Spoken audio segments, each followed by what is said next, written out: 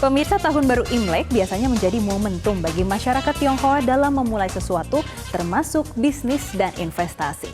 Hal ini pun dilakukan dengan penuh perhitungan, tidak hanya dari sisi aspek ekonomi semata, tetapi juga aspek spiritual dalam penghitungan bisnisnya.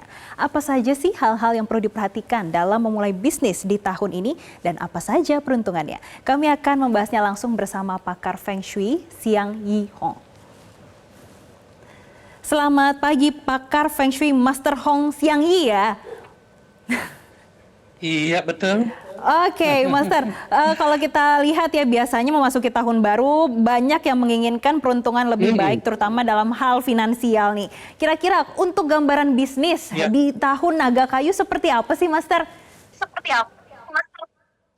ya, seperti di tahun biasa, semua bisnis itu akan mengalami perkembangan di tahun-tahun tertentu. Untuk tahun ini, diperkirakan yang berhubungan dengan api, nah itu akan bagus. Kemudian yang sedikit terhambat itu adalah yang berelemen air. Asal api, air, dan lain-lain, itu sebenarnya kita lihat dari sifatnya. Jadi bisnis yang sifatnya itu datang dengan cepat, menghilang dengan cepat, itu seperti nyala api meletup kemudian selesai. Jadi semua bisnis yang ada sifat seperti itu tergolong api. Jadi kalau kita beri contoh seperti media, seperti sesuatu yang berlangsung dengan cepat ya, misalnya gadget, nah itu cepat sekali, teknologi itu cepat sekali, dan lainnya itu semuanya ada hubungan api, termasuk tren-tren yang ada kaitannya dengan kuliner juga ya. Tapi kuliner sendiri itu bukan api, namun trennya itu adalah api. Kemudian yang ada hubungan dengan air itu ya segala sesuatu yang mengalir, yang kontinu, yang sehari-hari, misalnya itu adalah air. Jadi kita beri contoh misalnya secara global, kita di Indonesia sih nggak terlalu terganggu, tapi secara global hal itu terganggu, terutama dengan adanya gejolak di Laut Merah yang mengganggu Hmm, transportasi. Nah itu hmm, dari situ kita bisa melihat bayangannya. Kemudian yang berhubungan dengan kayu, kayu itu dalam kategori yang oke. Lalu yang emas atau logam, logam itu bagus ya. Logam itu segala sesuatu yang ada hubungan dengan em, hal yang teknis, yang terampil, yang berkembang dengan cepat, yang tajam, yang luar biasa. Ya, itu semuanya adalah apa namanya logam. Kemudian kalau tanah, tanah secara global sebenarnya terganggu, tapi di Indonesia saya yakin baik ya, karena hmm. Indonesia terdukung atau didukung oleh periode ke-9 kita sekarang ini. Periode ke-9 itu menguntungkan Indonesia. Lalu yang lainnya adalah eh, api, kayu, logam, air sudah semua ya. Nah, jadi lebih kurang gambarannya seperti itu Oke. secara singkat begitu ya. Oke, Ya, Master, tadi menyampaikan kalau untuk ya. bisnis yang datang cepat, pergi cepat seperti elemen api yang meletup-meletup. Nah, ini berarti akan ada tantangan untuk tahun Ya, 2024. Tapi kan biasanya di tengah tantangan itu pasti betul. bisa mengambil kesempatan Ada apabila peluang. jeli nih para investor. Ya, Kira-kira gambarannya untuk tahun 2024 seperti apa sih supaya lebih jeli investor ini mengambil kesempatan di tengah tantangan itu? ya. Setiap tantangan itu ada kesempatan, ada peluang. Jadi kalau bagi yang jeli akan bisa menangkap tantangan tersebut. Kita lihat kemana beberapa tahun belakangan ini yang ekonomi cenderung memiliki inflasi yang sangat tinggi. Kemudian juga suku bunga yang tinggi. Hmm. Nampaknya di tahun ini akan sedikit terkendali, akan menurun.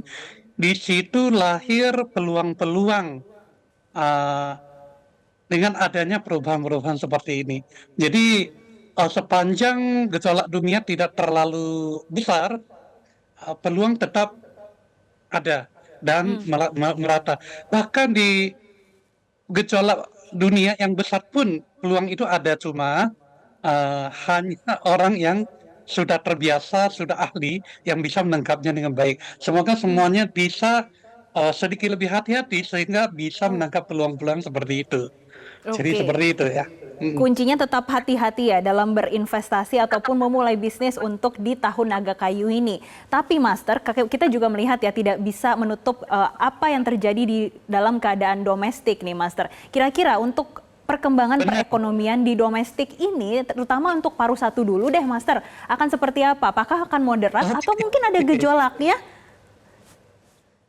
Di domestik saya ada bikin satu perakiraan berdasarkan hexagram itu menampakkan semacam Xian ya.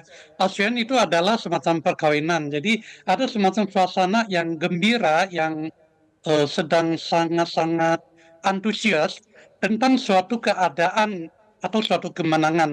Kemenangan yang dimaksud seperti apa ya?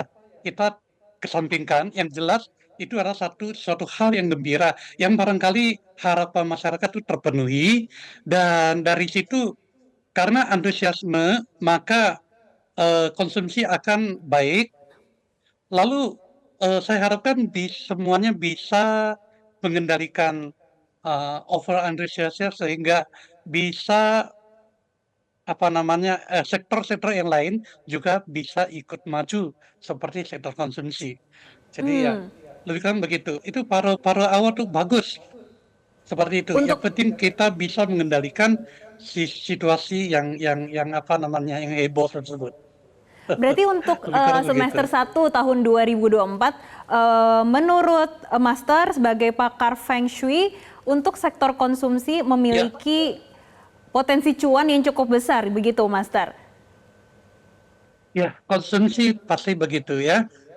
Jadi uh, yang jelas adalah semua yang ada hubungan dengan apa namanya karena suasana yang bergembira, jadi orang tidak orang lebih rela untuk berbelanja, untuk bersukaria dan lain-lain.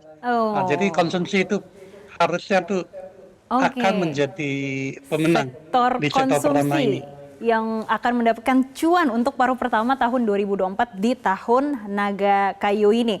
Terakhir, Master, ini kita juga pengen Uh, tahu sih, ini banyak ya, yang mempertanyakan sih, Master, terkait SEO. ya.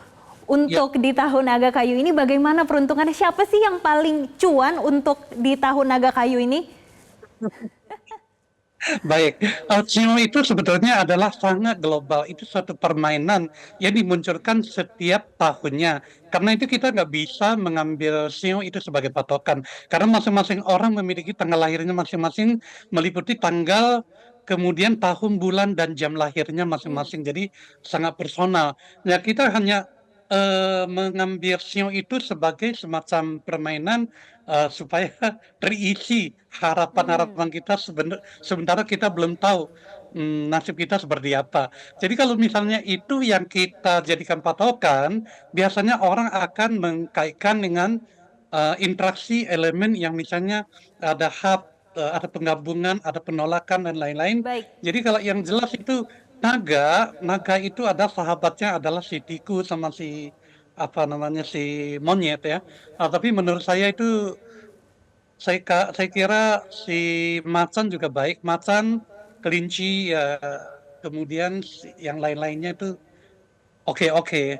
Saya pikir tak ada sesuatu yang secara signifikan terganggu. Terganggu. Bahkan siu yang ciong seperti anjing pun pada tahun ini Aha. mestinya baik ya. Jadi itu Oh, jangan dijadikan patokan, tapi untuk semacam hiburan oke-oke aja. Kalau kita jangan mau tahu dijadikan tentang patokan ya, personal, Master. kita mesti iya betul betul betul. Kita mesti cari tahu orang per orang itu baru benar. Ya, itu baru Oke, bisa melihat betul. secara Ya, personalnya seperti apa, tapi untuk paruh satu di tahun naga kayu ini diprediksi akan ada kegembiraan terutama untuk sektor konsumsi. Dan kita akan ya. membahas lebih lengkap ya Hmm, untuk besok berada di live event Tahun Baru oke. Imlek pada pukul 6 waktu Indonesia Barat. Terima kasih pakar Feng Shui Master Hong Xiang Yi sudah bergabung bersama kami di Metro TV. Jelajahi cara baru mendapatkan informasi. Download Metro TV Extend sekarang.